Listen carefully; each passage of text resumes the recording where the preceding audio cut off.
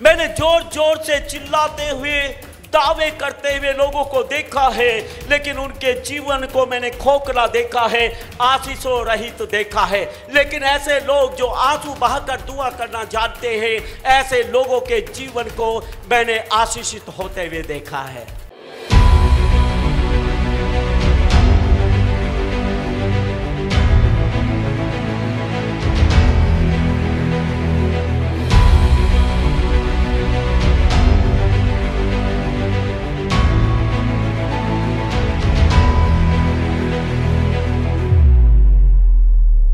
यहां पर एक व्यक्ति का जिक्र है, उसकी दो पत्नियां हैं। एक का नाम पनिन्ना है, दूसरी का नाम हन्ना है। पनिन्ना के पास बच्चे हैं, हन्ना के पास कोई बच्चा नहीं है। उसका पति उसको बहुत प्यार करता था, लेकिन लिखा तो भी यहोवा ने उसकी कोख को बंद कर रखा था। समझ रहे हो? पति उसको प्यार करता है, पति हर एक रात उसके साथ सोता है, लेकिन तो भी उसके पास बच्चा नहीं है। इसका मतलब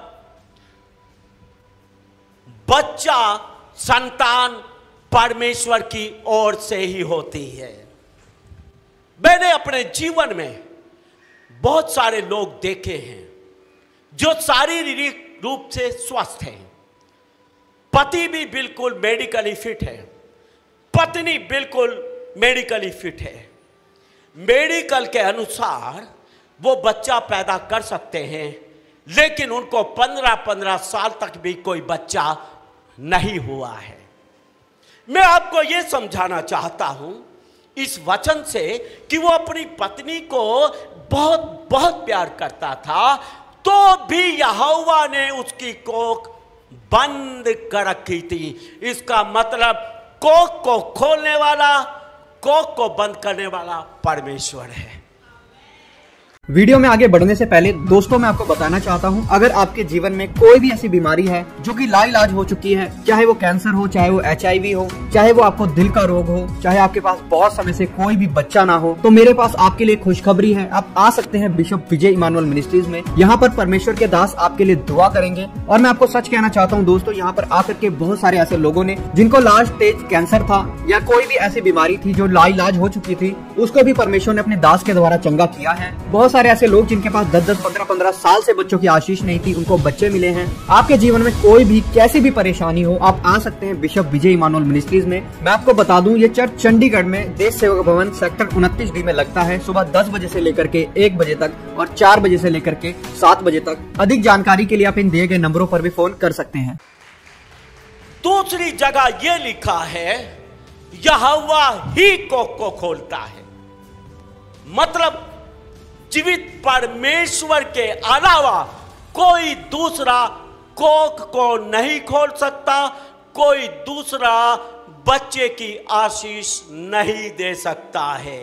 लेकिन आज आप खुश हो जाएं, आप उस जीवित परमेश्वर की उपस्थिति में बैठे हैं। जिनको संतान नहीं, आज वो आशा और विश्वास कर ले कि जीवित परमेश्वर हमारी कोख को खोलने के लिए जा रहा है और हमें संतान की आशीष देने के लिए जा रहा है।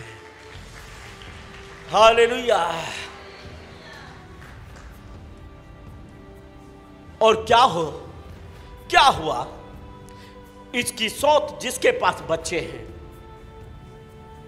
ताने मारती है, उसके सामने घमंड करती है, मेरे पास बच्चे हैं, वही पति तेरा है, वही पति मेरा है, मेरे पास औलाद है, तेरे पास कोई औलाद नहीं, तू बांझ है, तू बच्चा जनने के काबिल नहीं। ना जाने कैसे कैसे ताने मारकर उसको चिढ़ाती रहती थी, वो कुड़ती रहती थी।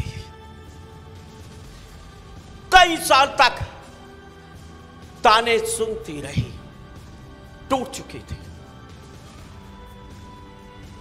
टूट चुकी है, खत्म हो चुकी है। अब ये टूटा और पिसा हुआ मन लेकर परमेश्वर की हजूरी में चली जाती है, मंदिर की चौखट पर बैठ जाती है और प्रार्थना करने लगती है। कैसे? लिखा, उसके होठों से शब्द नहीं निकलते थे, सुनाई नहीं देते थे, आवाज सुनाई नहीं देती थी, होठ फड़कते थे, होठों से बुदबुदा रही है, आवाज बाहर नहीं निकल रही है। दुख से पागल है, दुख से भरी हुई है, अपने दिल का हाल अपने परमेश्वर को बता रही है। टूटे मन से मैं आपको बता दूं, जब हृदय तोड़कर कोई प्रार्थना करता है तब आवाज मुंह से नहीं निकलती है, होठों में ही बुदबुदाते रहते हैं। मैं आपको बता दूं, इस आवाज को कोई सुने ना सुने, लेकिन परमेश्वर इस आवाज को कान लगाकर सुनता है। हालेलुया।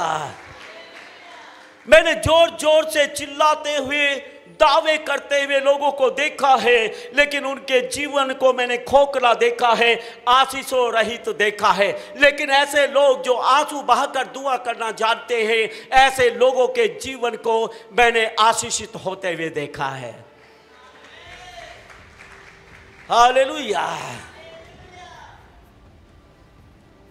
वहां पर एक याजक बैठा हुआ है, एक पास्टर बैठा हुआ है, एली। वो उसको बुदबुदाते हुए देखता है, उसको पूछता है, तू कब तक नशे में रहेगी? कब तक नशे में तू बुड़बुड़ाती रहेगी? वो सोचता है ये नशे में है, लेकिन वो बोलती है, मैं नशे में नहीं, मैं दुखिया हूं, मैं दुख से भरी हुई हूं, मैं अपने मन की बातों को परमेश्वर के सामने खोल कर बोल रही हूं। बाइबल में लिखा है, अपने मन की बातों को परमेश्वर के सामने खोल कर कहो। हालेलुया। एक परमेश्वर ही है जिसके सामने आप अपने दिल को खोल सकते हैं, जो लंबी चौड़ी बातें आपके दिल की सुन सकता है, दूसरा नहीं सुनता है। जब आप दुखी हैं, दुख से भरे हैं, आपके कुछ इमोशंस हैं, कुछ बातें हैं दिल की, आप अपनी पत्नी से जब उन बातों को करेंगे, वो भी ज्यादा धीरज नहीं रखेगी, उसको भी इतना धीरज नहीं आएगा। जो आपके इमोशंस को पूरी तरह सुने, पूरी बातों को सुन ले। जब एक औरत अपने पति से साझा करती है अपनी दुख भरी कहानी को, बातों को, अपने इमोशंस को, पति को भी इतना धीरज नहीं होता कि वो धीरज के साथ अपनी पत्नी की सारी बातों को सुन ले। सबसे नजदीक रिश्ता होता है पति पत्नी का, वहां भी मन खोलकर नहीं बोल सकती है पत्नी भी, मन खोलकर नहीं बोल सकता है पति भी, लेकिन एक है जिसके सामने अपने मन को आप खोलकर बोल सकते हैं, वो है राजाओं का राजा, प्रभुओं का प्रभु, आपका परमेश्वर, आपका पिता प्रभु यीशु मसीह। हालेलुया। अपने मन की बातों को अपने परमेश्वर के सामने रखो, वो आपका आदर करता है, वो आपकी बातों को ध्यान से सुनता है, आपकी भावनाओं की वो कदर करता है। आमीन। एली सोचता है नशे में है, पता नहीं नशे में होकर क्या क्या बकवास करे जा रही है, लेकिन परमेश्वर ने उसकी बातों को सुना। जब उसने बोला मैं नशे में नहीं, मैंने परमेश्वर के सामने अपने मन की सारी बातों को खोलकर कहा है। तब वो एली याजक, वो पास्टर एली बोलता है, जा परमेश्वर तेरी मन चाही मुराद को पूरा करे। Hallelujah, hallelujah. हन्ना क्या बोल रही है, क्या बुदबुदा रही है? बोलती है, प्रभु एक बच्चा मुझे दे दे और वो बच्चा मैं तुझे समर्पित कर दूंगी, मैं तेरी सेवा के लिए दे दूंगी। उस बच्चे का बलिदान करने को तैयार है जो बच्चा परमेश्वरी से देगा। ये बांझ औरत है, अभी बच्चा नहीं, पहले ही बच्चे को कुर्बान करना चाहती है अपने परमेश्वर के चरणों में। कुर्बानी कोई नहीं दे सकता, बलिदान कोई नहीं करता है। मैं आपको बता दूं, बलिदान भी टूटे और पिसे हुए मन के लोग ही करते हैं। हालेलुया। बाइबल में लिखा है, टूटा और पिसा हुआ मन परमेश्वर के योग्य बलिदान है। हालेलुया। जो टूटा पिसा मन परमेश्वर के योग्य बलिदान है, वो मन ही बलिदान कर सकता है, दूसरे लोग बलिदान नहीं कर सकते। Hallelujah, hallelujah. आज से कई साल पहले बहुत सारे बलिदान किए हैं, बहुत सारे समर्पण किए हैं। बेटे के पैदा होने से पहले बोला था, प्रभु आप एक बेटा दें, वो आपकी महिमा के लिए चाहिए, वो आपकी जीवन भर आपकी सेवा करेगा। मेरा बेटा कोई जॉब, कोई बिजनेस नहीं करेगा, मेरा बेटा आपकी सेवा करेगा। बलिदान, क्योंकि मैं टूटे और पिसे हुए मन का था। आगे कुछ सालों बाद कहा, प्रभु मेरी पीढ़ियों में जो भी पैदा होगा वो केवल आपकी सेवा करेगा। मेरी पीढ़ियों में कोई बिजनेसमैन पैदा नहीं होगा, कोई सरकारी नौकरी करे, कोई किसी प्रकार की नौकरी जॉब करे। मैं नहीं चाहता प्रभु, मेरा वंश जब तक चलता रहे आपकी सेवा करता रहे। कई बार इस प्रार्थना को कर चुका हूं। हालेलुया। बरसों पहले प्रभु से बोला, प्रभु जितना आप मुझे दिया करेंगे मैं सारा का सारा आपकी सेवा में दिया करूंगा। हालेलुया। मेरा रुपया, मेरा पैसा, मेरा बेटा, मेरा परिवार परमेश्वर के चरणों में समर्पित है। मैं बोलता हूं, प्रभु जो कुछ मेरा है वो आपका है। हालेलुया। टूटा पिसा हुआ मन हर वस्तु का, हर चीज का, रुपया, पैसा, जमीन, जायदाद, अपनी संतान, अपने परिवार का बलिदान करता है। जो लोग हाय मेरा पैसा दान देने से, दसवांश देने से रुकते हैं, कठोर मन है, वो टूटे पिसे हुए मन के नहीं है। और परमेश्वर तो टूटे और पिसे हुए मन को चाहता है। टूटा पिसा हुआ मन ही परमेश्वर के योग्य बलिदान है, और टूटा पिसा हुआ मन वाला ही बलिदान को कर सकता है। बरसों मैंने बोला है, प्रभु जो मेरे पास है वो सब कुछ तेरा है, मेरा जीवन तेरा है, मेरा सब कुछ तेरा है। एक बार पवित्र आत्मा ने मुझे बोला, जो कुछ परमेश्वर का है वो सब कुछ तेरा है। हालेलुया। कैसे रुक सकता है परमेश्वर? जब एक मिट्टी का मनुष्य, जब एक निकम्मा व्यक्ति अपना सारा बलिदान करने को तैयार है, जब एक निकम्मा व्यक्ति अपने मन से बोलता सब कुछ तेरा है, तो वो महान परमेश्वर है। जब एक निकम्मा व्यक्ति इतना बलिदान कर सकता है, तो वो महान परमेश्वर क्यों नहीं बोलेगा, जो कुछ मेरा है वो सब तेरा है। Hallelujah, hallelujah. अगर आप परमेश्वर का सब कुछ प्राप्त करना चाहते हैं तो आप भी परमेश्वर को सब कुछ देने वाले हो जाएं। मैं आपको बता रहा हूं, आप कुछ भी नहीं दे सकते, लेकिन वो परमेश्वर है, वो आपको सब कुछ दे सकता है और सब कुछ देता है और सब कुछ उसी ने दिया है। बाइबल बोलती है जीवन और श्वास सब कुछ उसी ने दिया है।